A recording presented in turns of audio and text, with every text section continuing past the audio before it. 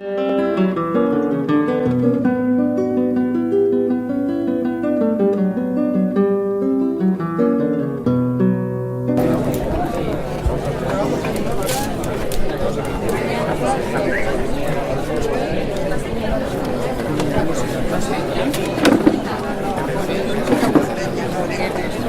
de leer esto digo, pues será de tango, porque me ponía música porteña, pero luego ponía aquí de Mozart.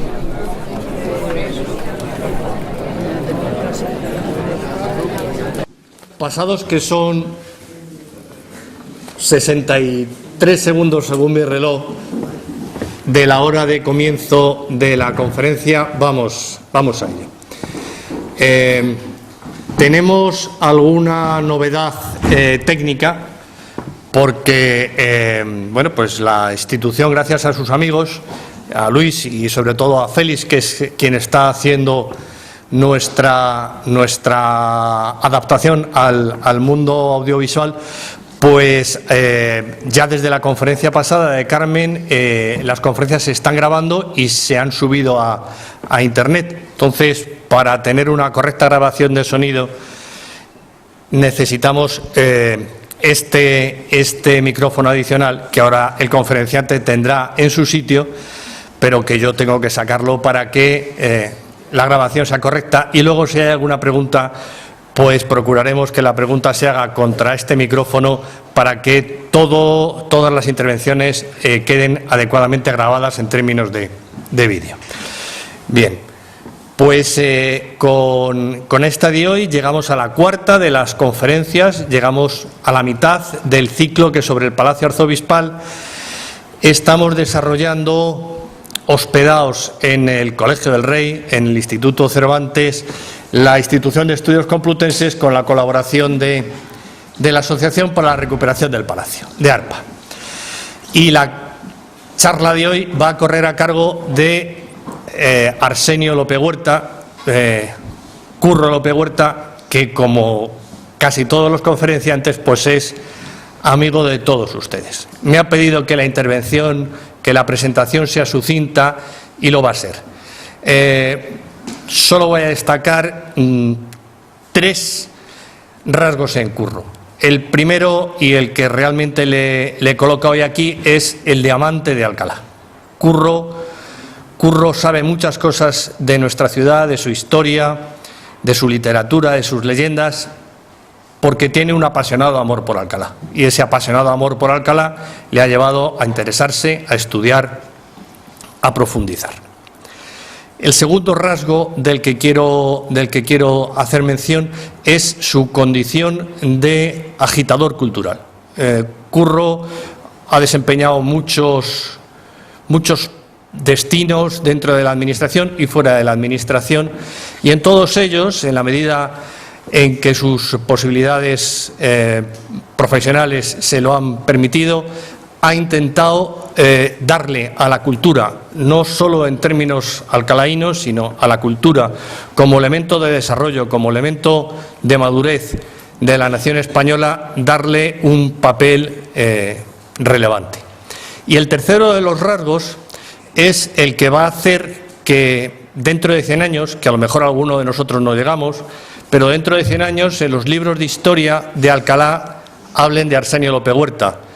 No tanto porque haya sido alcalde, que lo ha sido, sino porque suya es la iniciativa que ha transformado Alcalá en el siglo XX y la ha preparado para el siglo XXI en una expectativa que no acaba de ser todo lo fructífera que yo creo que va a llegar a ser, pero de Curro es la iniciativa de la recuperación de los edificios y de la esencia universitaria de Alcalá. Gracias al convenio que él logra enhebrar entre la Administración del Estado, las administraciones autonómicas de Madrid y la Diputación Provincial de Guadalajara, la universidad, el ayuntamiento y en general todos aquellos que desde la Administración o desde la sociedad civil tenían posibilidades de unirse a la tarea de recuperar los edificios y la función universitaria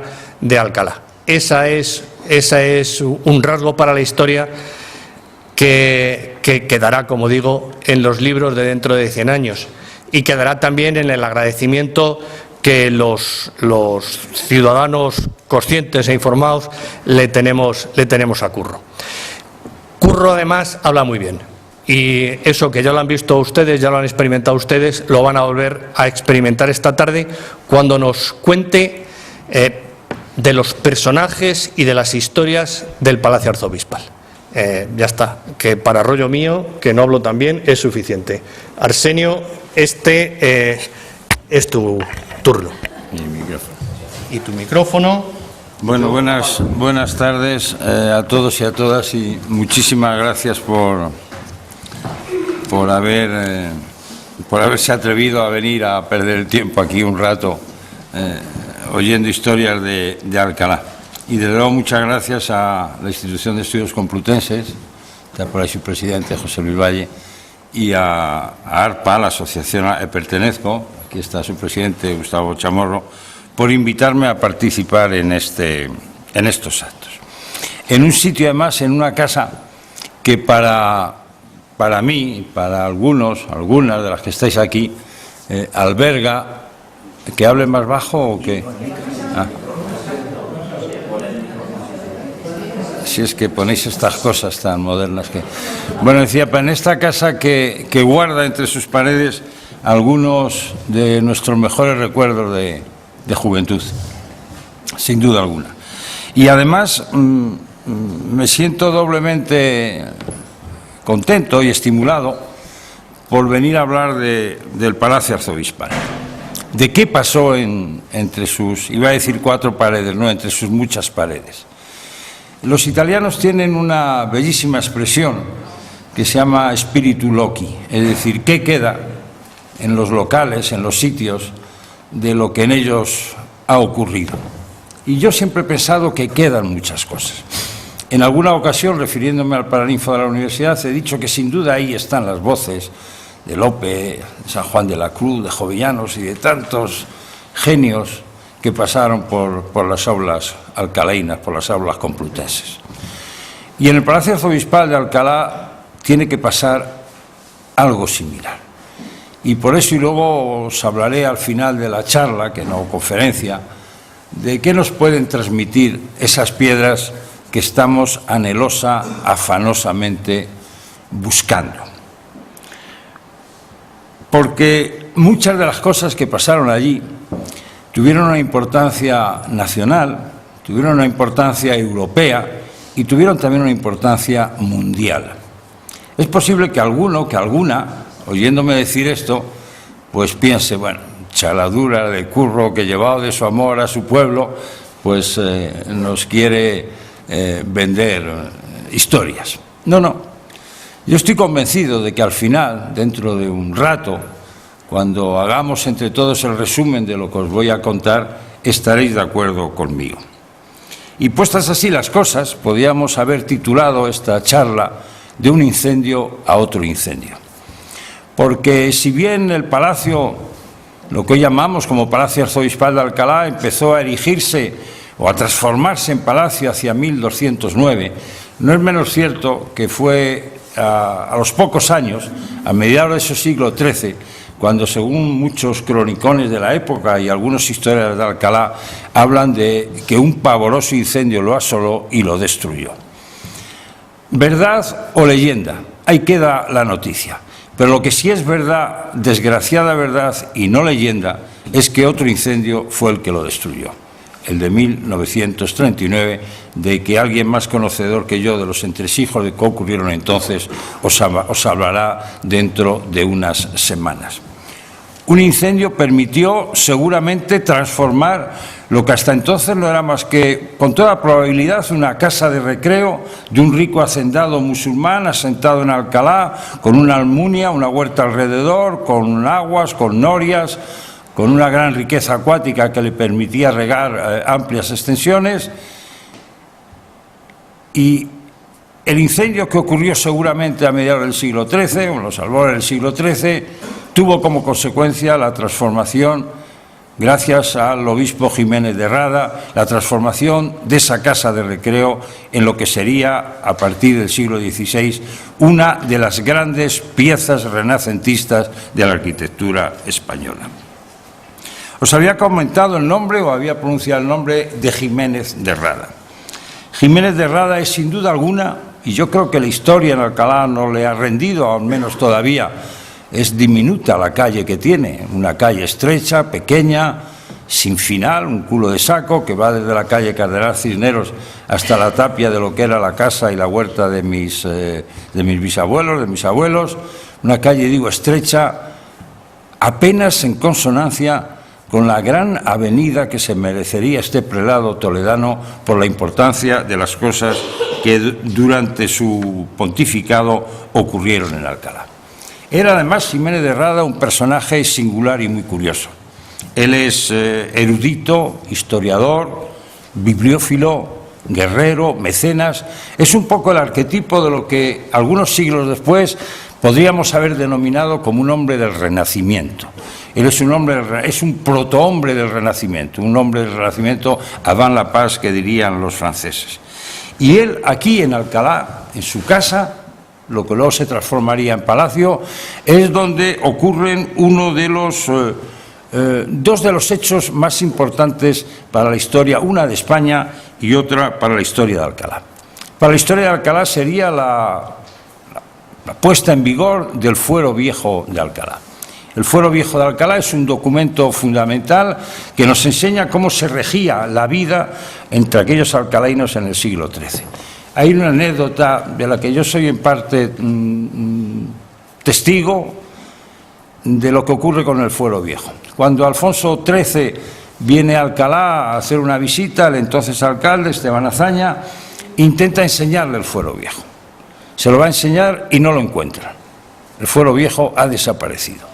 Muchos años después, en 1979, 1980, habían pasado más de un siglo y medio, cuando estaba yo en mi despacho en la Diputación, recibo una llamada. Se habían llevado los papeles del Archivo Municipal de Alcalá a inventariar y ordenar a la Diputación Provincial de Madrid por feliz iniciativa del entonces alcalde Fernando Sancho Tomé, y recibo una llamada en mi despacho de una de las archiveras, Isabel Francia y Ana Duplá se llamaban, y me dicen: tenemos algo que enseñarte, arrímate a la biblioteca.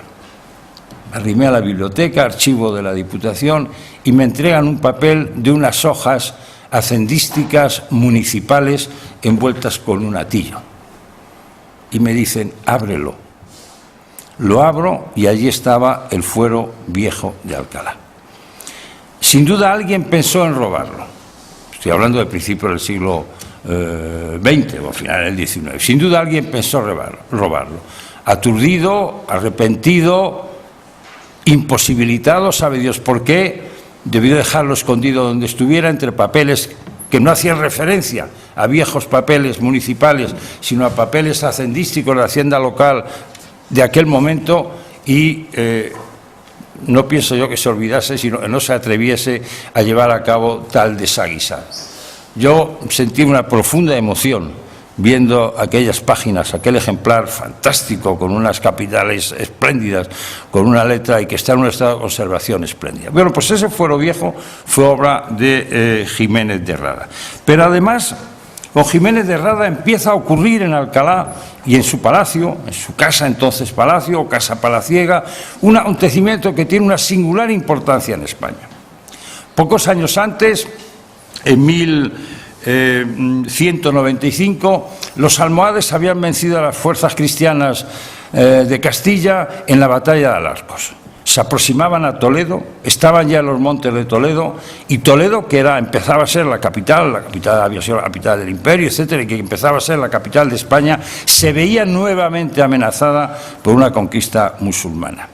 Jiménez de Rada consigue desde Alcalá que el Papa Inocencio III, el Papa en la época, dicte una orden declarando de especial protección la cruzada que se iba a iniciar en España. En aquel momento eso permite la alianza de los reyes de Castilla, de Navarra y de Aragón, impide además el Papa que ningún rey cristiano ataque a otro cristiano mientras ocurra ese inicio, ese arranque de esa nueva cruzada, lo que hace que el Reino de León desista de sus intentos de apoderarse de algunas ciudades y villas castellanas, y eso hace además también que miles de voluntarios ultramontanos, como llamaban en la época, franceses, y miles de voluntarios portugueses se suman sus fuerzas a aquel ejército cristiano que consigue la batalla crucial, importantísima, de las Navas de Tolosa para la reconquista de España. Pues bien, la estrategia, digamos, de esa alianza, la estrategia de esa batalla, el designar eso como un elemento fundamental para pasar entre Peñaperros y empezar ya a asomarse a las tierras andaluzas para la ulterior conquista, se fragua en Alcalá. Alcalá empieza, por lo tanto, desde tan temprana edad, estamos hablando del año 1212, a principios del siglo XIII, en una pieza que va a ser fundamental en la historia de España. Jiménez de Rada, no voy a seguir un orden cronológico de los arzobispos, sino me voy a referir tan solo a aquellos que tuvieron una trascendencia singular en Alcalá o bajo cuyo pontificado en Alcalá ocurrieron temas importantes. Había dicho con anterioridad que en el palacio pasaron muchas cosas.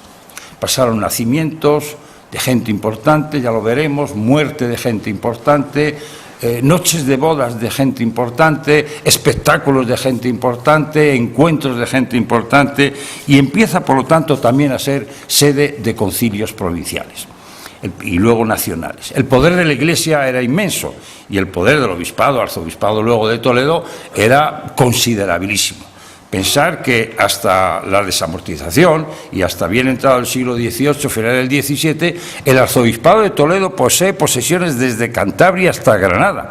El obispado de Guadix era dependiente entonces del arzobispado de Toledo. Es decir, que era una de las grandes potencias, no solo espiritual, sino política, militar y económica de aquella España que empezaba a fraguarse. Tanto es así que uno de los reyes más importantes de la época, Fernando III, el que pasaría a la historia con el distintivo del Santo, San Fernando, que el conquistador de Sevilla y de Córdoba, quiero recordar que también, uno de sus hijos, Sancho, es nombrado arzobispo de Toledo y reúne aquí por primera vez a un concilio provincial. Y además, empezando ya también el gusto a residir en Alcalá, hace obras muy importantes en el palacio, incorporando un nuevo cerco, murallas, torres, etc. Pero en aquellos años del siglo XIII, otro arzobispo, otro señor de Toledo, otro señor de Alcalá, que marca una huella indeleble en nuestra ciudad, es Gonzalo García Gudiel. A él le debemos, sin duda, con una orden, con un escrito que arranca de su palacio de Alcalá, la creación en 1293 de los Estudios Generales de Alcalá, que aunque muchos autores ponen en duda que realmente llegaran a funcionar, no es menos cierto que existen las disposiciones reales de Sancho IV, que ordena que en 1293 se instituyan Estudios Generales en Alcalá, que sería el precedente de la ampliación de los estudios del arzobispo Carrillo y que sería del arzobispo también Pedro González de Mendoza, y por último de la creación de la universidad por el cardenal Cisneros. Pero uno de los aspectos más importantes de este obispo García Gudiel era el profundo respeto y consideración que Sancho IV de Castilla le tenía. Sancho IV, además, él le había coronado en Toledo. Sancho IV, gracias a esa circunstancia, pasa innumerables temporadas en Alcalá. Y en una de ellas recibe, estando en Alcalá, dos noticias, una mala y otra buena, que dirían los americanos. La mala sería el levantamiento, la rebelión del señor de Vizcaya, que se apresta él con sus ejércitos a sofocarla y que a su vuelta, enfermo seguramente de tuberculosis, se detiene en Alcalá para curarse al abrigo de su querido obispo, de su amigo García Gudiel, y recibe también aquí en Alcalá la espléndida noticia de que Alonso Pérez de Guzmán ha soportado el cerco de Tarifa y ha levantado, por lo tanto, evitado un nuevo aporte de guerreros musulmanes para España. Y aquí en Alcalá le escribe el rey Sancho IV a Alonso Pérez de Guzmán una carta preciosa, hermosísima, de la que soy feliz poseedor de una copia del siglo XVI, que guardo con cariño, y de la que os quiero leer algunos retazos. Le dice el rey Sancho IV a Alfonso Pérez de Guzmán: primo don Alfonso Pérez de Guzmán. Sabéis que cuando los reyes llaman primo a alguien, ahora está muy de moda, el rey Juan Carlos utiliza con frecuencia con los reyes árabes esto de primo, es un signo de amistad. No es que reconoce un rasgo de familia en ellos, sino es un signo de amistad, de admiración, de cariño. Dice: primo don Alonso Pérez de Guzmán, sabida vemos lo que por nos servir has hecho en defender esta villa de Tarifa de los moros. Habiéndoos tenido cercados 6 meses y puesto en estrecho y afincamiento, y principalmente supimos, y en mucho tuvimos, o traduzco del castellano antiguo, dar la vuestra sangre y ofrecer el vuestro primogénito hijo por mi servicio y el de Dios delante y por vuestra honra. Y después de alargar una carta llena de epítetos cariñosas, termina diciéndole lo siguiente: mucho es lo que yo debo hacer con vosotros, y lo que os pido es que os vengáis a mí, porque quiero hacer en vuestras mercedes que sean semejantes a vuestros servicios. Y antes había dicho que ordenaba que a partir de entonces, por lo cual merecéis ser llamado el bueno. Y Alonso Pérez de Guzmán, a partir de esa fecha, estamos hablando de 1333, se arrima a Alcalá para recibir de Sancho IV, que dicta esta hermosísima carta en Alcalá, y así está fechada y datada, el tratamiento del bueno. Esa recepción, imaginaros que supuso la presencia en Alcalá, no solo de los reyes, sino de la corte, de multitud de personajes, para celebrar uno de los acontecimientos más importantes del momento. Alcalá y su palacio volvían a ser, por lo tanto, una piedra angular de acontecimientos, de hechos importantes que se estaban ocurriendo en España. Años después, pero siempre a finales del siglo XIII y principios del siglo XIV ya, cuando era arzobispo Gonzalo Díaz de Palomeque, se produce también en Alcalá y en el palacio varios acontecimientos de una gran importancia. El primero de ellos sería la supresión de la Orden del Temple. Todos vosotros conocéis como los caballeros del Temple, los cruzados del Temple, con su hábito blanco y su cruz roja en el pecho, se habían convertido en muchos países, especialmente en Francia, en un estado dentro de otro estado. Tal era su poder, su riqueza y su gloria. En España y Portugal no ocurrió tanto, pero también empezaban a ser una durísima competencia las otras órdenes militares típicamente españolas, Santiago, Calatrava, Alcántara y Montesa, y hacía falta seguir el ejemplo francés de abolir, de cerrar la Orden del Temple. Y la orden de la supresión y de la confiscación de todos sus bienes para la corona, excepto algunos como el castillo de Santorcaz, que a partir de entonces pasa a ser propiedad del arzobispado de Toledo, por lo tanto dependiente del vicariato de Alcalá, se produce también en el palacio arzobispal de Alcalá.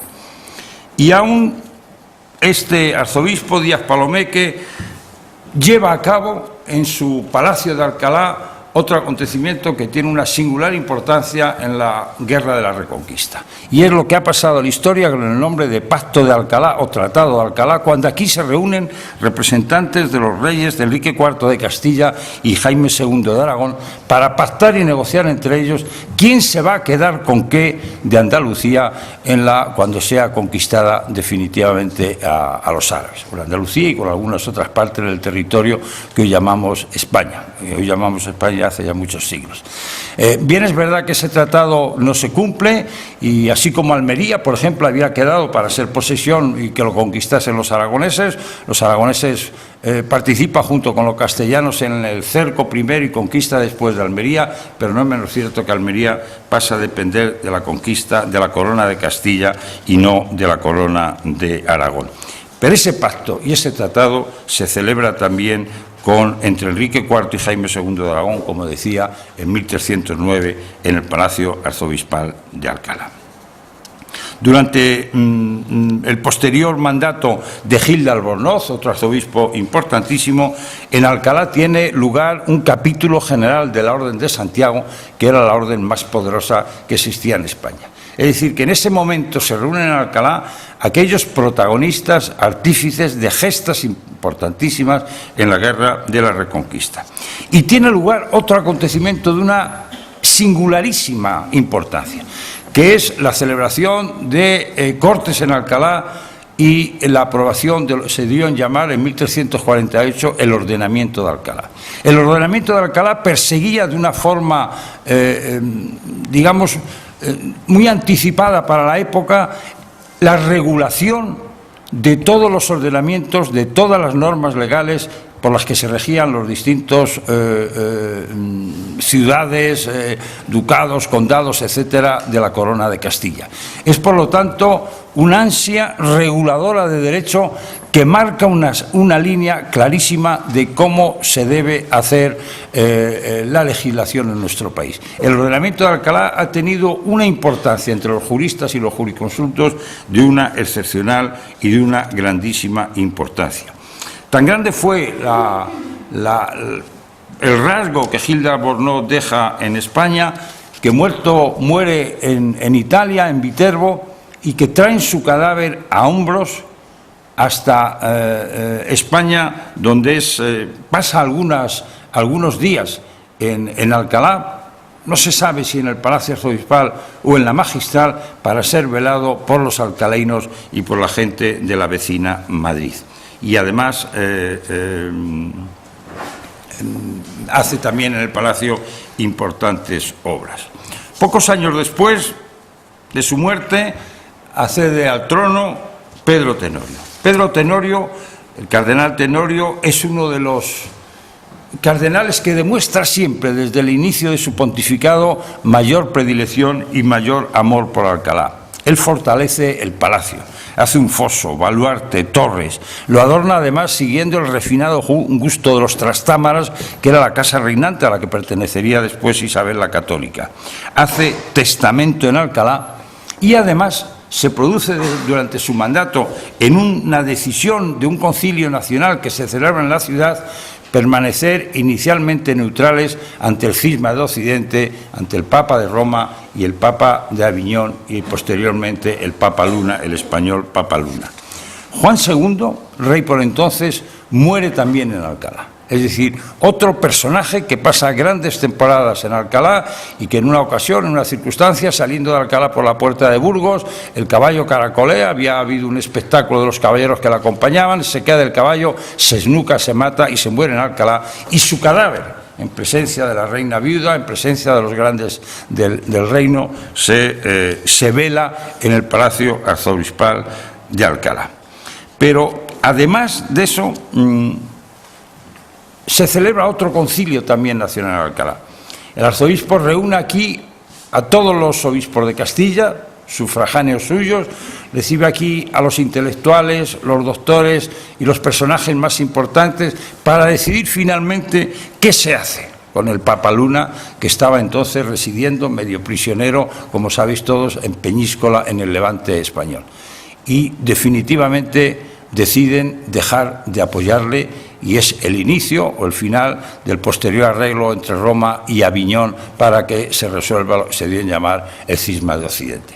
El Papa Luna era sobrino de otro arzobispo de Alcalá, se llamó Jiménez de Luna, y que murió también en Alcalá y murió en palacio. No solo se heredan los condados, los ducados, las fincas, en aquel tiempo con frecuencia se heredaban los obispados y los arzobispado, y a veces eran los hijos de los fallecidos quienes con harta frecuencia asumían el cargo. Sería años después, algunos años después, ya en tiempo de los reyes católicos, cuando se suceden tres señores de Alcalá de una importancia excepcional: Alonso Carrillo de Acuña, Pedro González de Mendoza, el gran cardenal, y Francisco Jiménez de Cisneros, cuando definitivamente el Palacio Arzobispal de Alcalá, nuestro palacio, se convierte en el epicentro de algunos de los acontecimientos más importantes y singulares que ocurrieron en la historia de España.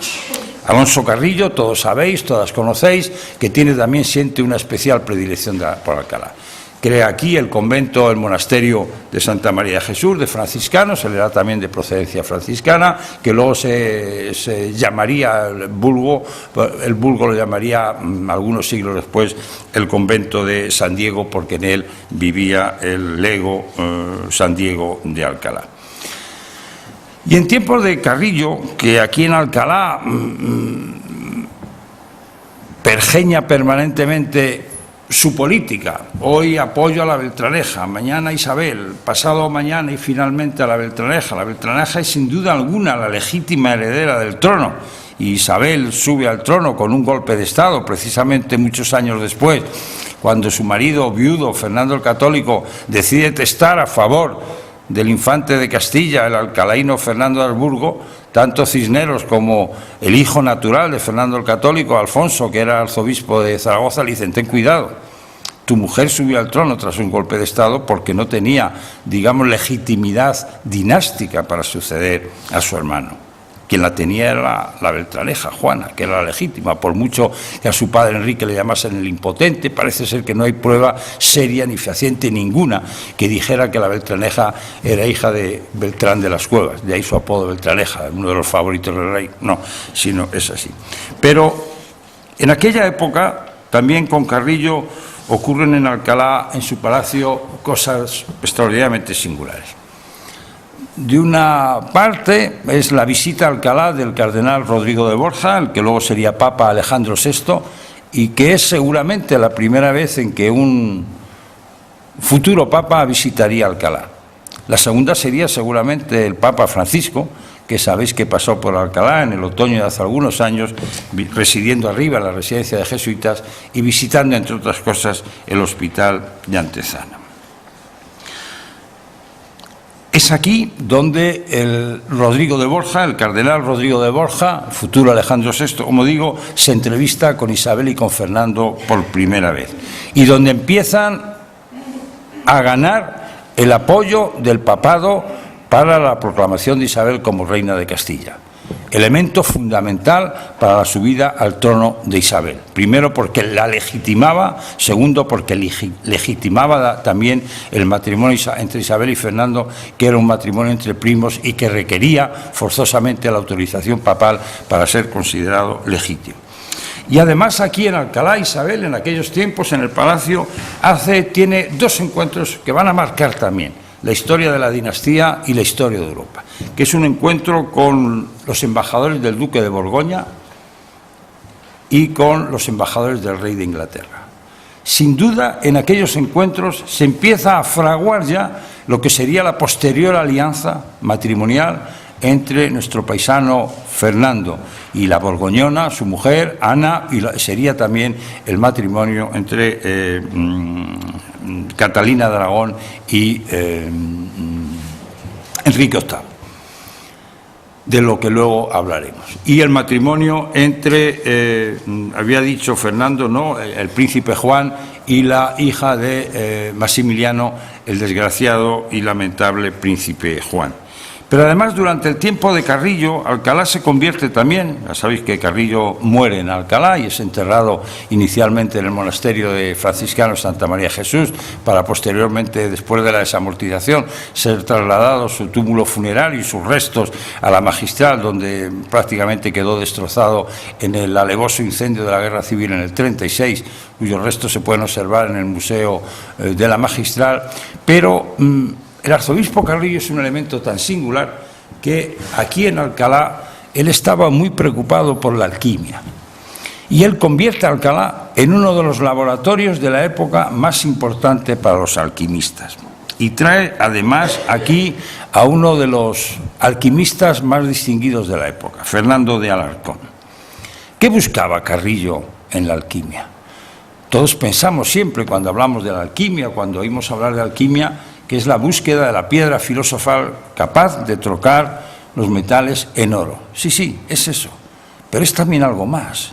Es la búsqueda de lo que se llamaba en la época el aqua vitae, es decir, el agua de la eterna juventud, el agua además a cuyo poseedor le daba la capacidad de la omnisciencia, capaz de conocer todo lo que había ocurrido en el pasado, todo lo que estaba pasando y todo lo que iba a ocurrir en el futuro.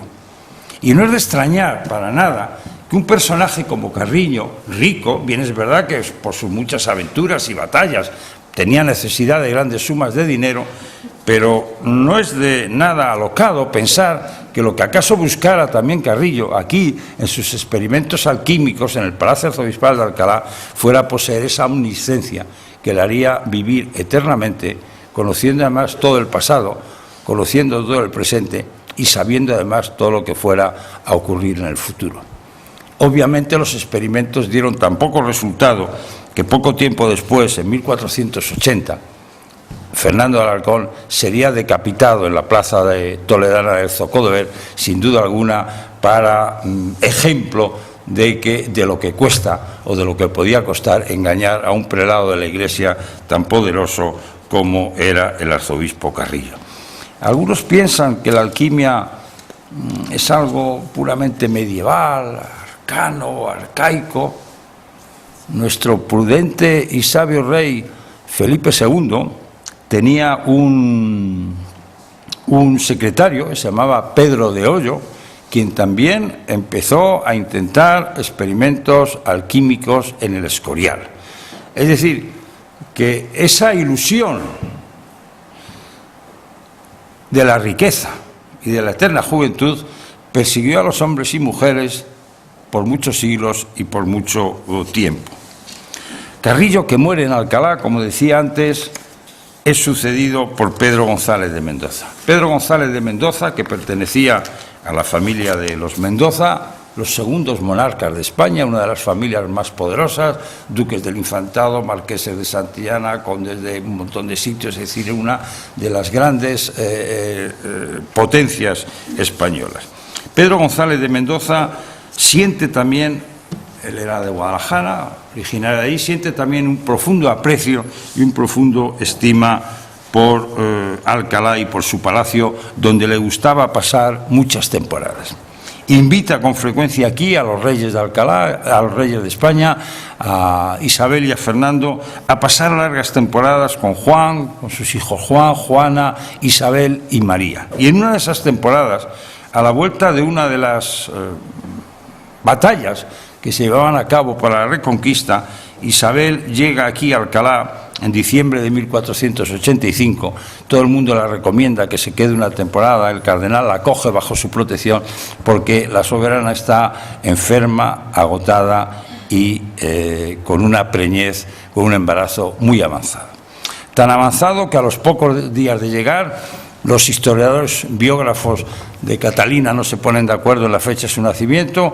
Mattingly, que es el más serio, el inglés Mattingly, el más profundo, la fija en el 15 de diciembre de 1485.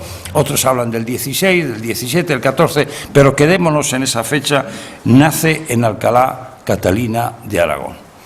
Y el nacimiento en Alcalá de Catalina de Aragón viene a colocar también a Alcalá en un sitio preferente de la historia de Europa, porque no es otra que Catalina, a pesar suyo, la desgraciada causante del cisma anglicano. El cisma anglicano, la separación de Inglaterra de Roma, no supuso para la historia europea un elemento de una importancia trascendental y singular, pues su origen está también aquí en Alcalá con el nacimiento de Catalina. Y meses después, cuando la reina, agotada por su campaña, agotada por su parto, se queda en Alcalá un tiempo más largo, en enero de 1486 se produce también en el Palacio Arzobispal de Alcalá un hecho que va a tener una trascendencia mundial de una enorme importancia, que es la entrevista, la primera entrevista que tienen Colón e Isabel la Católica. Y hay algo que haya cambiado en 2000 años más la historia de la humanidad que el descubrimiento de América. ¿No ha tenido una importancia colosal ese hecho, que ha tenido repercusiones excepcionales? Pues ese hecho, como muy bien lo definió en un espléndido artículo Francisco Javier García Gutiérrez, el alba de América, el amanecer de América, se sitúa también en Alcalá de Henares. A González de Mendoza, amigo de Alcalá, le sucede nuestro querido, admirado Francisco Jiménez de Cisneros. Nunca agradeceremos bastante a Cisneros lo que hizo por Alcalá. Yo tengo dicho y escrito que si Cervantes tuvo las... Porque entonces cuando hablamos de Alcalá pensamos en Cervantes, naturalmente. Pero yo tengo dicho y escrito, repito, que si Cervantes tuvo la fortuna de nacer en Alcalá, Alcalá tuvo la fortuna de que Cisneros se fijara en ella. Alcalá ha sido universal inicialmente por dos acontecimientos. El primero, por el martirio de los Santos Niños, que hizo conocer a Alcalá, a partir del martirio de estos niños, en todo el occidente cristiano durante muchos siglos, donde en muchísimos lugares existen iglesias con altares, con capillas dedicadas al culto a los santos niños. En Puerto Rico yo tuve ocasión de ver una puerta a la muralla que se llamaba Puerta de San Justo y Pastor. Es decir, hasta América llegaría muchos años después la fama del martirologio de los santos niños. Y la segunda seña de universalidad de Alcalá se la debemos al cardenal Cisneros y a la universidad que él creó aquí entre nosotros.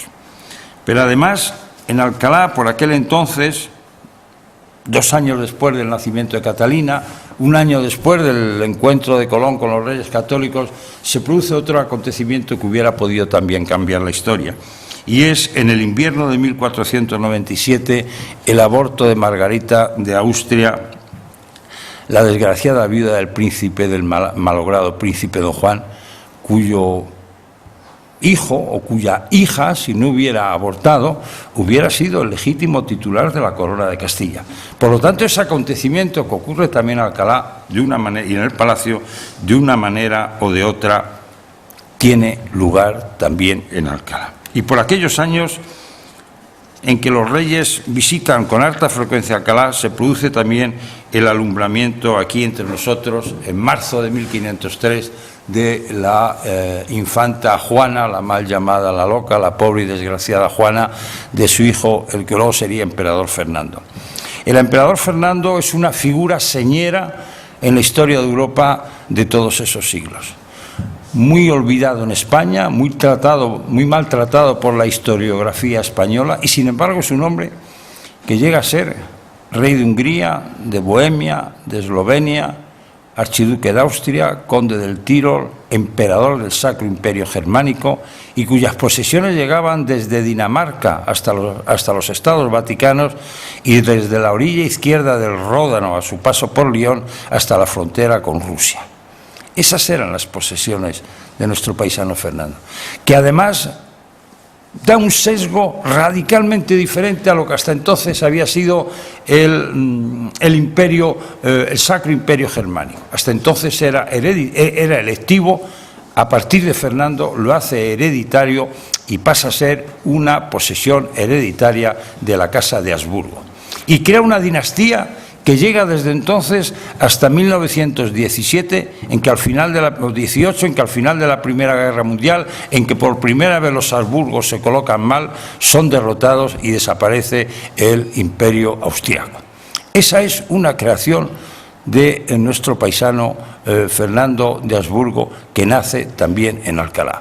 Por lo tanto, Alcalá vuelve a ser, a partir del nacimiento de esa criatura, un lugar donde se producen hechos que tienen trascendencias singulares.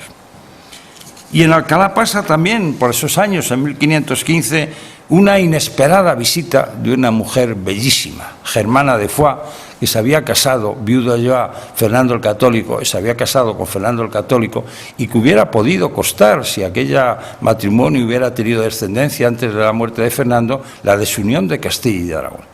Fernando se casa con ella porque era la sobrina de Luis XII de Francia, y todos sabéis, todas conocéis, cómo los sistemáticos, impenitentes y permanentes rivales de los aragoneses, de los catalano-aragoneses, habían sido los franceses en pelea permanente por el Rosellón. Yo me río ahora mucho cuando oigo, y permitirme un inciso contemporáneo, cuando oigo a los miembros de la Alianza Nacional de Cataluña, que son el sostén de sus afanes independentistas, decir que su estrategia se basa en 3 etapas. La primera etapa, la independencia de España. La segunda, la anexión a Cataluña del país valenciano y de Baleares. Y la tercera etapa, la anexión a eso del Rosellón francés. Van apañados. Van apañados con lo primero, no sé, quiera Dios que no, pero con lo segundo y sobre todo con lo tercero. Porque además tienen la desfachatez de comentar en alguna ocasión que si España atacaba una Cataluña independiente, pedirían socorro al ejército francés. Como lo pidan, se quedan hasta el Ebro, ¿eh? No es que no devuelvan el Rosellón, es que se quedan hasta el Ebro. Bueno, pues eso, no lo del Ebro, sino pasaba también en Alcalá. Y entramos al final de Cisneros y al final de los Reyes Católicos en el reinado de los Austrias, con Carlos V. Con Carlos V y con dos arzobispos, Alonso de Fonseca y Juan de Tavera, que marcan también una impronta extraordinaria en el palacio. Son, sin duda alguna, dos hombres ya del Renacimiento, que el primero, Fonseca, ordena que Covarrubias, si hay dos grandes arquitectos en el siglo XVI españoles, son Covarrubias y Gil de Entañón, ambos dejan su impronta en Alcalá, Covarrubias en el Palacio, Gil en el Palacio y en la fachada del convento de las Carmelitas, y en la escalera del convento de las Carmelitas, desgraciadamente invisible, pero que es una joya de una excepcional belleza, extraordinaria. Conoceréis algunas, uno de los grandes, en la Guerra Civil hubo dos grandes ilustradores, Sáez de Tejada en el bando franquista y Ser en el bando republicano. De Sáez de Tejada habréis podido ver seguramente una imagen, un póster de esos grandes para condenar a los milicianos, en la que se ve a unos milicianos con el pañuelo anarquista y con una gorra de estas también anarquista, con los colores negro y rojo, y que bajan con un fusil, con una bayoneta, asaetando a monjas en una bellísima escalera. Esa escalera es la del la del convento, el monasterio de las Carmelitas de la calle de la Imagen. He dicho palacio, no me equivocaba, porque eso fue previamente el palacio del Marqués de Lanzarote, que cuenta la leyenda que, avergonzado por haberlo ganado en una partida de cartas y apesadumbrado porque era fruto del vicio, se lo entregó a las monjas para que hicieran allí el convento. Algo más debía de ver a las monjas, pero en fin, eso es lo que cuenta. Bueno, por lo tanto, estos son dos arzobispos que se juntan, que el uno sigue al otro y que producen en Alcalá, en el Palacio Arzobispal de Alcalá, un tremendo embellecimiento con unas obras de gran calado en las que intervienen Covarrubias, Berruguete, etcétera, los grandes arquitectos de la época. Carlos visita Alcalá con alguna frecuencia y en una de las visitas que hace a Alcalá se hace acompañar por un personaje muy singular y muy importante en la historia de Europa, que es Francisco I de Francia, familiar, como sabéis, de los Médicis italianos y uno de los monarcas más inteligentes que ha dado la historia europea, que habiendo perdido la guerra, la batalla de Pavía, viene a España preso. Ya sabéis que luego le dejan en libertad, pero deja a dos hijos como rehenes. Cuando libera a los hijos a cambio de una promesa de no sé cuánto dinero, no hace ni puñetero caso y no entrega ni un duro, pero él pasa por Alcalá y cuenta la leyenda que, extasiado ante la Universidad de Alcalá, llega a exclamar, y extasiado ante la obra, porque todavía no estaba terminada la fachada tal y como hoy la conocemos, estamos hablando de 1525, extasiado ante la obra que le presentaba el rey que había hecho Cisneros, dice, exclamó, todos los grandes cardenales de Francia hubieran sido capaces de crear una obra tan singular y de tanta importancia. Las Navidades de aquellos años, en 1542, ocurre también en el Palacio un acontecimiento muy importante. Y es que Carlos V, Carlos I, en presencia de toda la familia real que se encontraba en el Palacio, anuncia dos bodas trascendentales, la de Felipe II y María de Portugal y la de la infanta Juana con Juan de Portugal. Boda de Felipe II que está en el origen de su posterior legitimidad al trono de Portugal. Por lo tanto, un anuncio de una boda y una boda que se celebra el anuncio en Alcalá y que tiene también una importancia singular en la historia ibérica. Sabéis que en la pelea de Felipe V por hacer valer sus derechos al trono portugués frente al abad Antonio, prior de Cato, que era el pretendiente portugués, uno de los Cervantes, Rodrigo, el hermano de Miguel, se distinguió felizmente y alcanzó en una de las batallas en la Isla Tercera los entorchados de alférez, por lo que hoy llamaríamos méritos de guerra.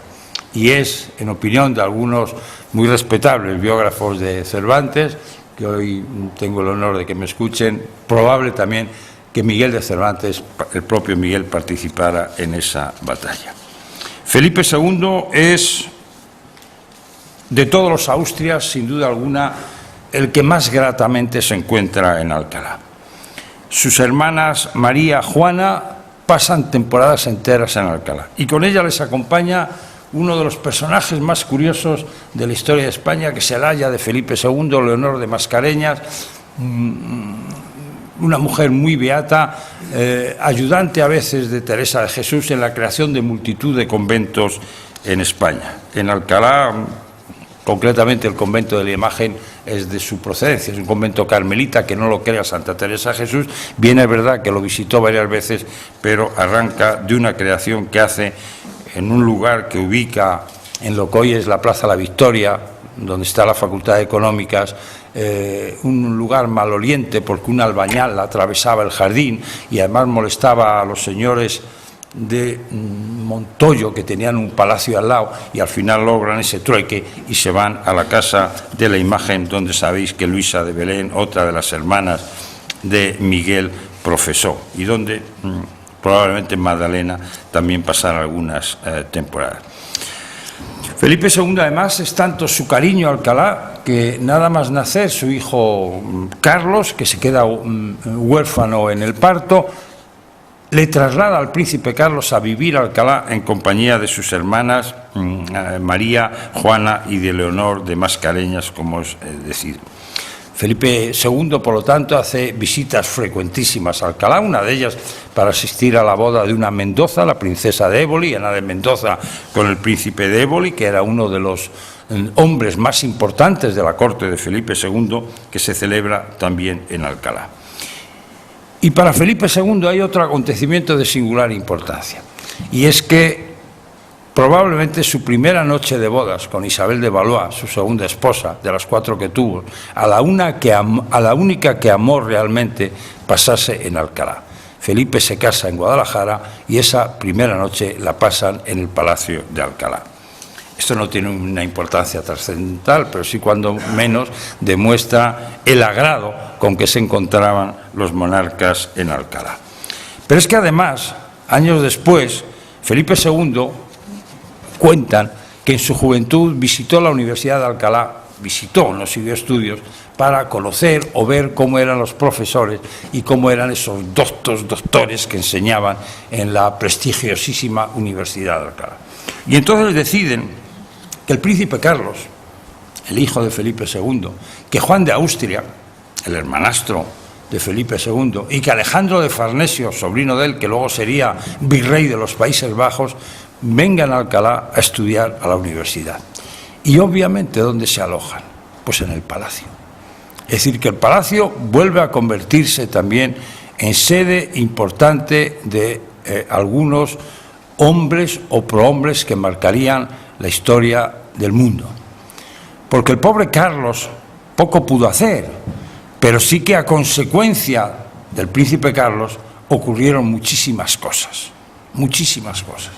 Sabéis que uno de los, digamos, elementos que distancia al príncipe Carlos de su tío Felipe, a quien le quería, Juan de Austria, a quien le quería muchísimo, es porque sospechan que quien delata el intento de Carlos de levantarse en armas contra su padre Felipe y de erigirse o nombrarse rey de los Países Bajos es Juan de Austria, el príncipe Juan de Austria, que seguro que alertado y asustado por la locura que su sobrino estaba dispuesto a cometer, denunció esa conspiración de pasillo y de opereta a su padre, y lo que origina también el distanciamiento aún más de Carlos y de su padre, el rey Felipe II.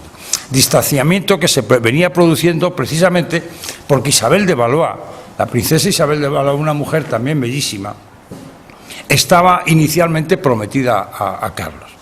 Cuando su padre Felipe se queda viudo, decide que Isabel es para él, y aquello empieza a crear las primeras diferencias entre el padre y el hijo. Y en Palacio ocurre una de las cosas más singulares al príncipe Carlos. Sabéis que posiblemente persiguiendo a una moza, Mariana Garcetas, de nombre, no se sabe bien qué era, o se cae por una escalera o se da un golpe en una trampilla, sufre un accidente tremendo, entra en coma.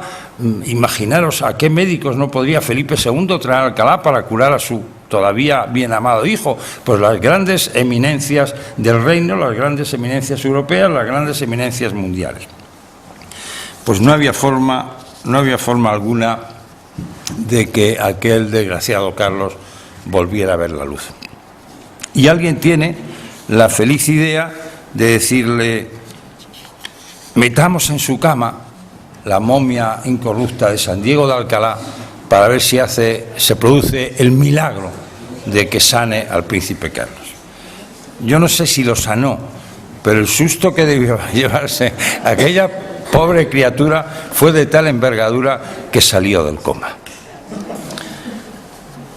No es que eso tenga una trascendencia importantísima, pero sí tiene la trascendencia importante y sitúa otra vez a Alcalá en medio de los temas importantes, es la estancia en Alcalá de esos hombres, el príncipe Carlos, Juan de Austria y Alejandro de Farnesio, que tiene lugar en Alcalá.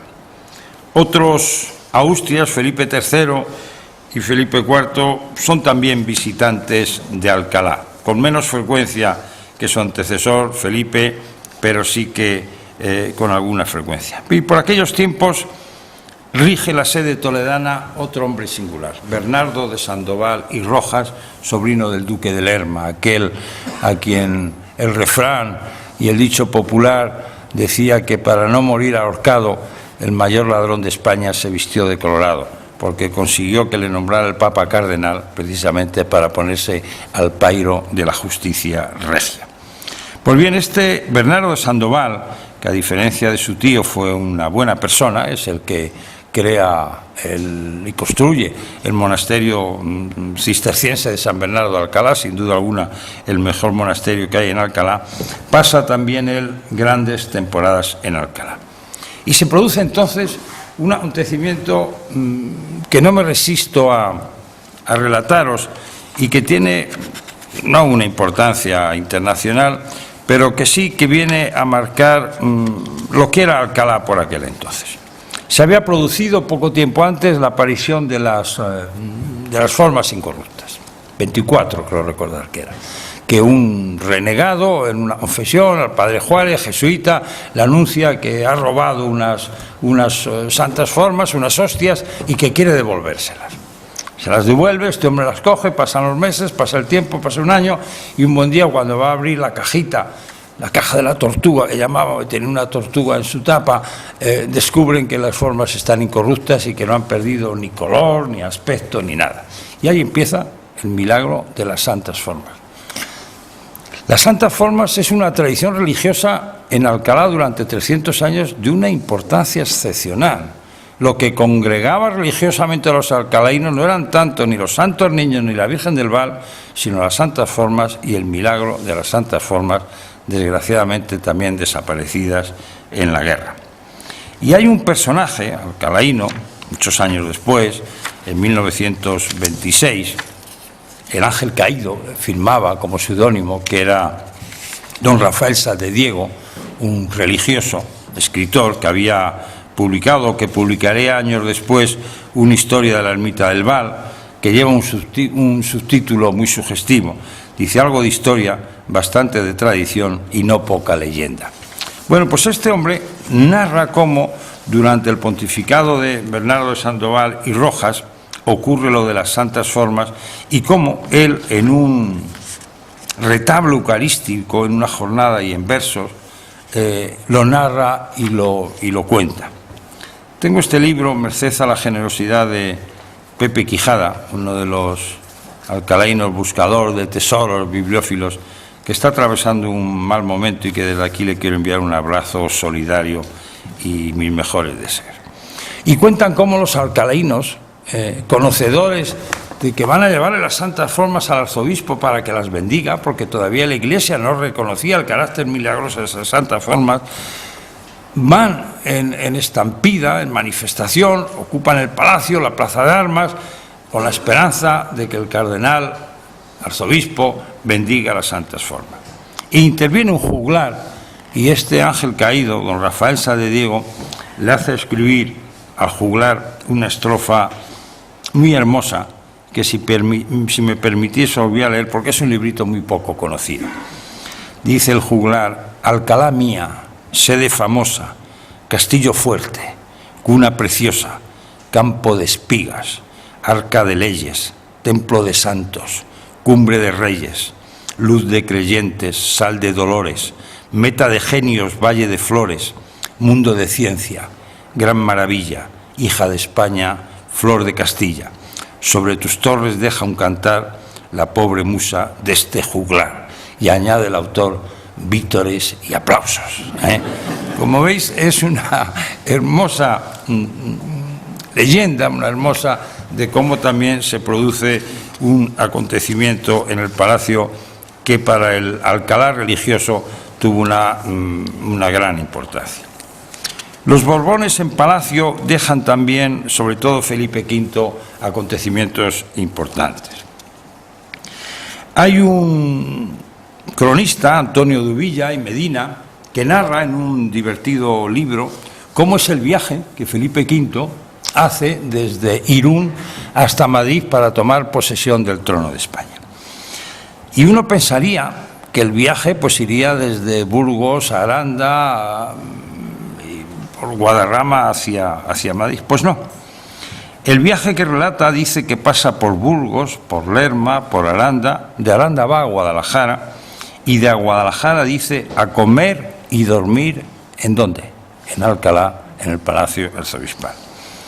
Pero es que no se queda a dormir, sino que se queda varios días. A Felipe V le habían hablado de Alcalá, él conocía la importancia de lo que representaba Alcalá en la historia de España, su universidad, y la magnificencia, la munificencia, podríamos decir, de lo que era el Palacio de los Arzobispos de Toledo.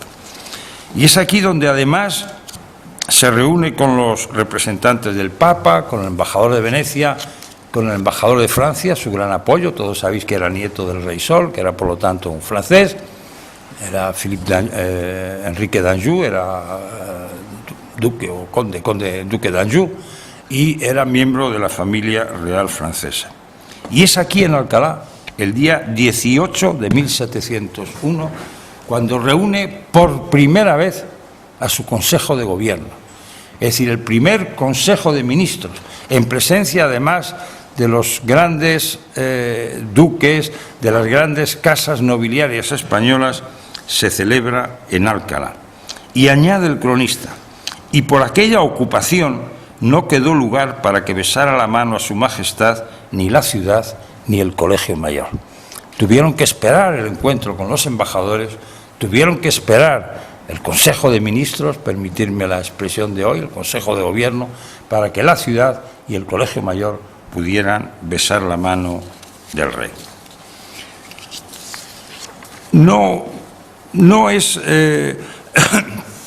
pequeño el apoyo que el Palacio Arzobispal obtuvo en Felipe V. Y además se produce en su tiempo, en un momento dado, en que recibe en el Palacio de Alcalá a su pariente, la Delfina de Francia, la heredera al trono de Francia, cuando interviene en Alcalá. Este es un dato muy poco conocido, que se lo debo a Gustavo Chamorro en su afán incansable de buscar hechos que atañen al Palacio Arzobispal de Alcalá, cuando se produce un acontecimiento que yo no conocía y que es escasamente conocido por la gente de Alcalá. Y es la actuación en Alcalá del artista más famoso del mundo en aquellos momentos, il Castrato Farinelli, un hombre dotado de una voz prodigiosa, un hombre que tiene una fama excepcional y a quien Felipe V hace venir a Alcalá para convertir el Palacio Arzobispal de Alcalá en la meca del arte y del cante en aquel momento, en presencia de la Delfina de Francia.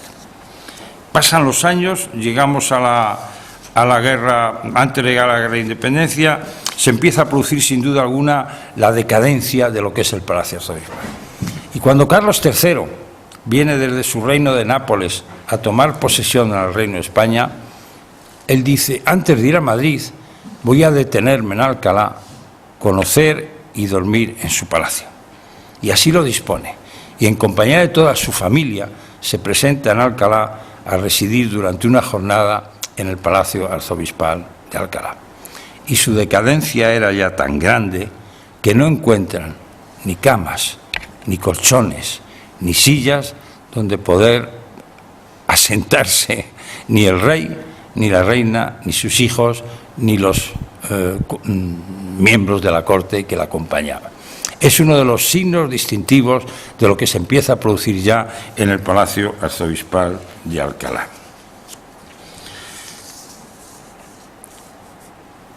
Paso muy deprisa. La Guerra de la Independencia produce en Alcalá situaciones de una extremada dificultad. Años antes, incluso, el cardenal Lorenzana acoge en el Palacio Arzobispal a 200 religiosos, frailes franceses, que venían huyendo de la Revolución de 1789, de la Revolución Francesa, donde estaban amenazados de muerte. Algunos cuentan, algunos lo dudan, que con ese afán de alojar y de construir 200 habitaciones, 200 celdas para los frailes, se pudieran producir algunos desperfectos, algunos destrozos en el palacio. No parece que fuera así, porque además Lorenzana, que es el autor de La Puerta de Madrid, como sabéis todos y todas, era un hombre culto, era un hombre sensible y era un hombre a quien no le gustarían, sin duda, hacer destrozos.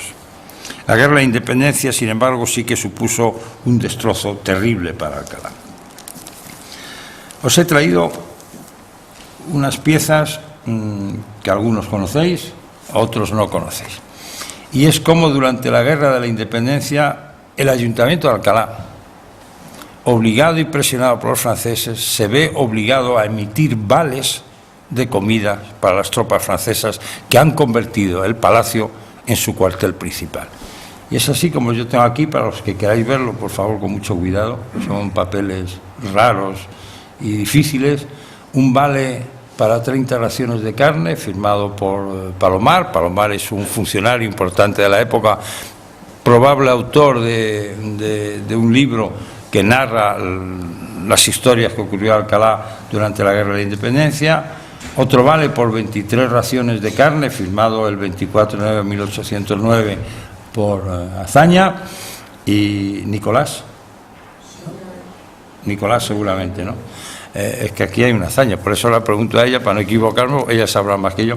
Y otro vale de 12 raciones de carne en la carnicería, lo firma el 6 de octubre de 1809 Francisco de Huerta. Ahí sí, ahí que afirmo yo que es Francisco de Huerta. Y curiosamente, uno de los habitantes de aquella guarnición francesa militar es el coronel Hugo, padre de Víctor Hugo. Dos de los grandes autores franceses, Alejandro Dumas y Víctor Hugo, tuvieron, en contra de lo que muchos piensan o que mucha gente ignora, una relación con Alcalá. Víctor Hugo, a través de su padre, de lo que su padre le contó de su estancia en Alcalá y en España, y Alejandro Dumas, muy amigo del fotógrafo Laurent, que fuera dueño del Palacio que hoy es Colegio de Escolapias de Alcalá, en la calle Santiago, a quien invitó a visitarle en su palacio de Alcalá, y aunque no existe la constancia documental de su presencia, sí que, dado su amistad, pudiera venir a Alcalá. Fernando VII visita Alcalá también, pero seguramente no duerme en palacio. Yo no sé si, no veo aquí gente tan mayor como yo, algunos sí, pero no sé los que tenéis, como yo, 70 años, o 60 y muchos, o 70 y algunos, recordáis cómo en el Colegio de los Irlandeses de Alcalá, cuando estaban en ruinas, donde era propiedad de Tomás Calleja, había unas cadenas en la fachada, había restos de cadenas. Sabéis que ornamentalmente, cuando una casa tiene cadenas en su fachada, quiere decir que ha sido aposento real. Es decir, que algún rey ha dormido o pasado una temporada, unos días en esa casa. Yo recuerdo que la casa de los irlandeses tenía restos de cadena. Lo recuerdo grabado en mi memoria de aquellos años infantiles con una enorme fuerza. Y además podía ser posible porque, si bien la visita de Fernando se produce a Alcalá, Fernando VII, donde la universidad le hace un recibimiento excepcional y le hace un homenaje extraordinario al rey más felón que ha habido en la historia de España, seguramente al que menos se lo mereciera,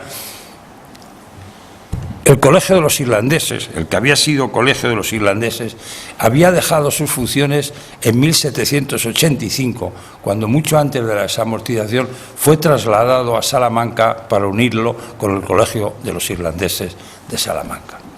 Esa casa había pasado a ser propiedad de los condes de Revillavigedo, gente importante en la corte, y probablemente Fernando VII no durmiera en palacio, sino que durmiera en esta casa. Pero la última visita por ahí en aquellos tiempos, en 1872, que se produce en Alcalá, es la de el breve Amadeo I de Saboya, que viene a Alcalá en mayo de 1872, 6 o 7 meses antes de abdicar. ¿Y sabéis dónde se aloja? Se aloja en el ayuntamiento, pero no en el convento de agonizantes, el ayuntamiento actual, que fue inaugurado como ayuntamiento 3 años después, en 1875. Se aloja en un edificio muy deteriorado, donde el ayuntamiento aposentaba sus reales en la Plaza Mayor, en la acera que da a Salinas, en ese encuentro Salinas, lo que fue el Cinepasto de ese sitio. Lo que quiere decir que bien antes ya, además el palacio era entonces ya archivo, con lo cual no tenía ningún sentido, pero sí que quedarían aposentos donde hubiera podido alojarse, o sí que hubieran podido quedar, no quedaban. Bien, aquí termino este recorrido largo, demasiado largo, por el Palacio Arzobispal de Alcalá. Pero claro, es que hemos andado juntos 700 años de historia. Es que hemos andado juntos 707 siglos, donde el palacio, nuestro palacio, os había dicho yo al principio, que tuvo cosas que pasaron en él de una importancia nacional, europea e incluso mundial.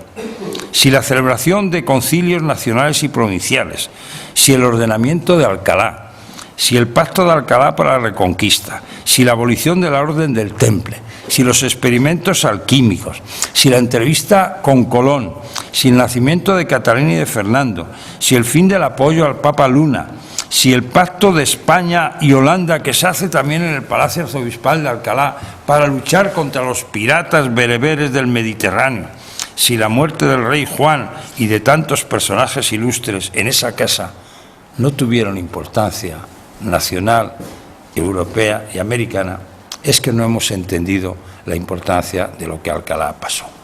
Y precisamente eso es lo que nos lleva a los miembros de ARPA a rescatar lo que podamos del edificio. Porque en ARPA, que quiere decir Asociación para la Recuperación del Palacio Arzobispal, no quiere decir Asociación para la Reconstrucción del Palacio Arzobispal. Somos conscientes de que eso no es posible, ni por razones económicas y financieras, y tampoco por razones legales. La Ley de Patrimonio prohíbe la reconstrucción de falsos históricos. Pero lo que nosotros pretendemos es recuperar aquellas piezas que podamos recuperar, reubicarlas en el sitio donde estuvieron y que entre todos nos hagamos idea de la importancia de ese palacio. Y además, en estos momentos en que hablamos tanto, todos y todas, de la recuperación de la memoria, es que no es importante recuperar la memoria, ese espíritu lógico, os decía al principio, de lo que ocurrió en el Palacio Arzobispal de Alcalá. Y será entonces, cuando tengamos inventariadas las piezas, cuando tengamos señalado lo que haya que encontrado, intentaremos convertir entonces, aunque no sea nominalmente, pero sí espiritualmente, en lo que ahora es una asociación para la recuperación del Palacio Arzobispal, en una alianza de todos los alcalainos y alcalainas para la recuperación del Palacio Arzobispal.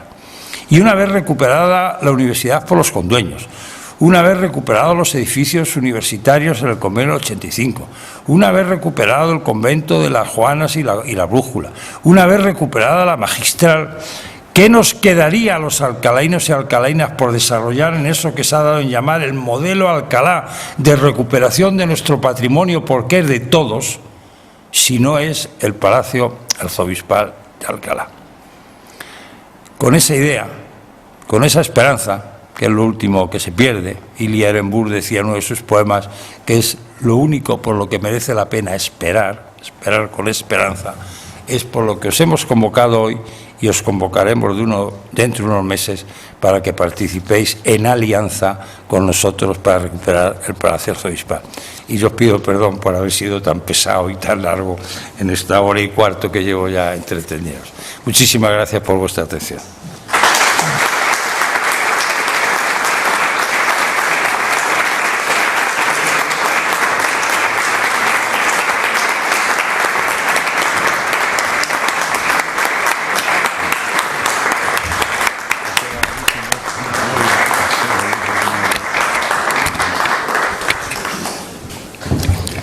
Bueno, pues muchas gracias, Arsenio, muchas gracias por tus palabras, por lo que nos has contado sobre la historia del Palacio y por esa emoción que nos has transmitido con el propósito que albergamos, no sabemos si será dentro de unos meses, más o menos, pero antes de que transcurra un año, un par de años, intentaremos concitar esa alianza que Curro nos decía para la recuperación del Palacio. No sé si alguno quiere formular alguna pregunta. Si ese es el caso, tenemos el asunto del micrófono y si alguien desea formular alguna cuestión, pues me levanta el brazo y yo acudo con el micrófono como amable azafato, contoneándome sobre mis tacones. Recuerdo que en una de las charlas alguien preguntó, me parece que eras tú, ¿cuántos arzobispos había habido en Toledo, ¿no? Y Vicente Sánchez Moltó, que es el que mejor lo sabe, yo no llego a entender cómo no, porque yo lo he sacado de sus obras. Vicente, si uno quiere aprender algo, pues acude a Vicente y se lo pregunta o lo lee. En Alcalá hubo 38 obispos complutenses. El primero San Gregorio, el último Pedro de Santa Justa, entre ellos 4 santos, San Gregorio, San Asturio. San Asturio Serrano, que decimos todos está mal leído, es San Asturio Anno IV, nos lo descubrió Margarita Vallejo en un trabajo muy interesante que lo titula El Solar de Compluto. Hay otro santo, San Marcial, y otro santo que es San Mausona. Yo pensé que Arsenio era raro, pero Mausona me pareció tal. Y los obispos complutenses no vuelven hasta el 91, como sabéis. De arzobispos de Toledo hay 57, el primero Bernardo de Seridac y el último Ceferino González. Obispos de Madrid Alcalá, el primero fue Narciso Martínez Izquierdo, de 1885, cuando se crea el arzobispado de Madrid Alcalá, que fue asesinado a los pocos meses en la calle, no por un hecho religioso, ni seguramente por una venganza personal, que no se sabe muy bien. Y el último, Monseñor Suquía, de quien yo tengo como alcalaíno, un recuerdo muy desafortunado. Si queréis os lo cuento, pero esa, como diría Miquel Ende, es otra historia. Y nada que ver con la religión ni con nada de eso, es una cosa puramente alcalaína. Perdona, Gustavo. ¿Era tú lo que preguntaste? No, te he contestado con... Bueno, lo primero, darte las gracias por la claridad en que nos has contado todo lo que ha ocurrido en estos 700 años. Has contado, bueno, a mí me ha sido muy enriquecedor. Pero hay una de las cosas que yo he oído alguna vez, pero no sé qué tiene de cierto o qué no tiene de cierto, referente a la doctora de Alcalá, que yo había oído en algún lugar que estuvo habitando allí y que cuando le dieron el título de doctora se hicieron fiestas en el palacio porque su padre era muy importante. Entonces, ¿qué hay de cierto en todo esto? Sí, un momentito que vamos con la cosa técnica. Pero es que luego esto lo tenemos en internet. María Isidra de Guzmán fue posiblemente una habitante del palacio. Como sabes, la doctora Alcalá era de casa noble, de cuna noble. Y no os he contado, tenía hecha la referencia, pero como veía que esto iba muy largo, pero en el Palacio Arzobispal se celebran cantidad de fiestas de toros y bailes y muchísimas corridas de toros. Las corridas de toros se celebran en Alcalá, en el Palacio Arzobispal, en el Patio de Armas, en la Plaza Cervantes también algunas. La primera plaza de toros que se crea en Alcalá en 1800, no recuerdo la fecha, es en la huerta de las Juanas. Se entraba por la antigua carretera de Madrid y luego se hizo ya la de la carretera de Guadalajara, pero la primera, digamos, fija, de madera, pero fija, es en las Juanas. Y se celebran muchísimos festejos taurinos en Alcalá, en el Palacio. En una ocasión, un año, yo no recuerdo qué año, yo sé el año 90, 80 y tantos, y algún año después, Vicente Sánchez Moltó, en algún programa de feria, hemos hecho referencia a esos festejos taurinos celebrados en Alcalá. Alcalá ha sido una tierra siempre favorable para mí, afortunadamente, a la fiesta taurina, porque yo soy buen aficionado y podéis estar viendo hoy los toros, mucho más entretenidos que aquí. Bueno, pues volvemos a pasear.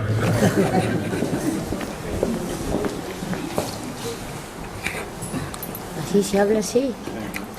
Bueno, a ver, desde mi total ignorancia, ¿qué pasa aquí? ¿Así? Vamos a ver, ha hablado que cuando llega Carlos III el Palacio Arzobispal ya está mal. ¿Por qué se produce ese abandono del Palacio Arzobispal? ¿Es algo político, religioso, influencia de Madrid? ¿Por qué se utiliza el Palacio? No, ¿por qué pierde su importancia de esa manera tan grande? Razones de la decadencia del Palacio Arzobispal en la época de Carlos III. Te vas a dar la paliza. Bueno, el Palacio Arzobispal es importante, mientras que los arzobispos de Toledo quieren el Palacio Arzobispal y quieren Alcalá. Es su obra, durante muchos siglos es su lugar habitual de residencia. El cardenal Cisneros pasó más tiempo viviendo en el Palacio Arzobispal de Alcalá que en el Palacio de Toledo, que en su Palacio de Toledo, muchísimo más tiempo. Pero ese interés va decayendo.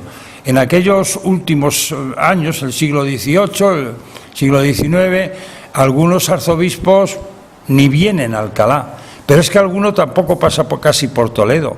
Es decir, durante mucho tiempo el arzobispado de Toledo, que tiene una enorme importancia, es presa codiciada por gente carente de cualquier espíritu vocacional religioso, sino lo que perseguían era el poder y la influencia, ¿no?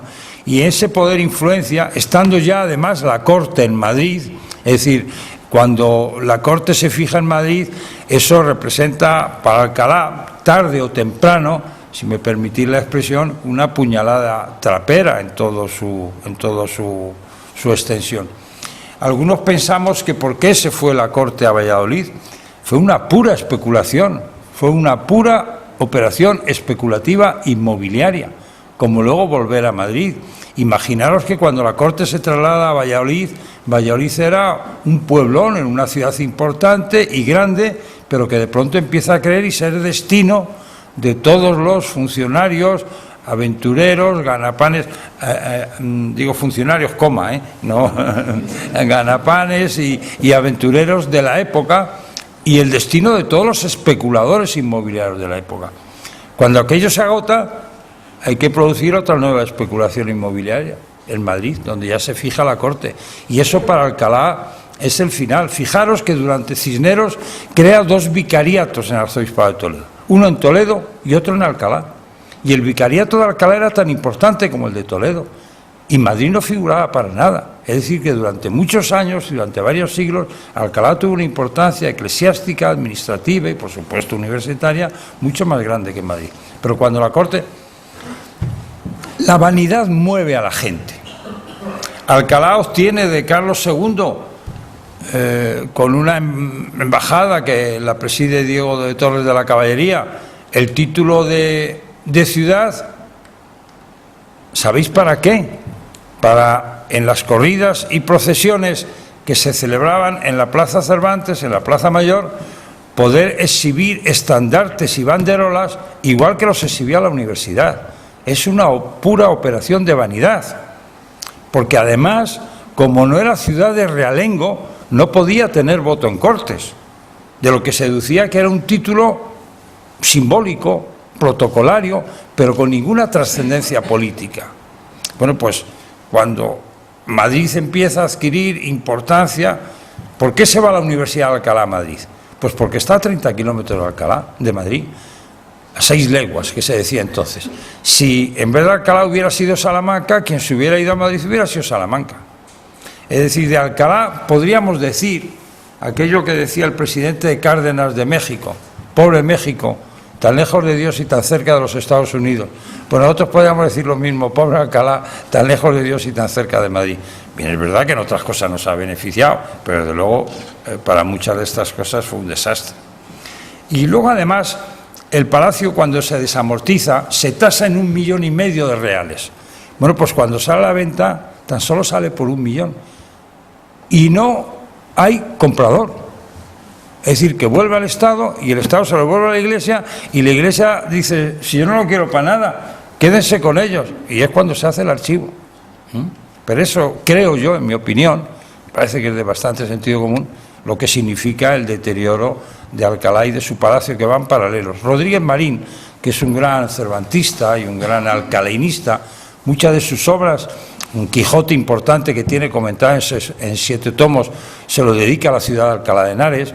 En muchas de sus obras firma como hijo adoptivo de Alcalá, porque el ayuntamiento le nombra. Decía que Alcalá era la ciudad mártir de España, la ciudad que más había sufrido en España. Jamás me pelearé yo por ese ranking, que es detestable. El buscar quién ha sufrido más es un horror.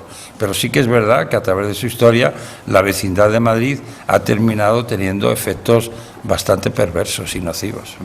Uno de ellos sería el que no hubiera sillas ni colchones para recibir al pobre Carlos III, uno de los mejores reyes que ha tenido este país. En España no se produce la Revolución Francesa de 1789 porque el proceso de la Ilustración lo trae antes aquí Carlos III, sin duda, Bueno, ya.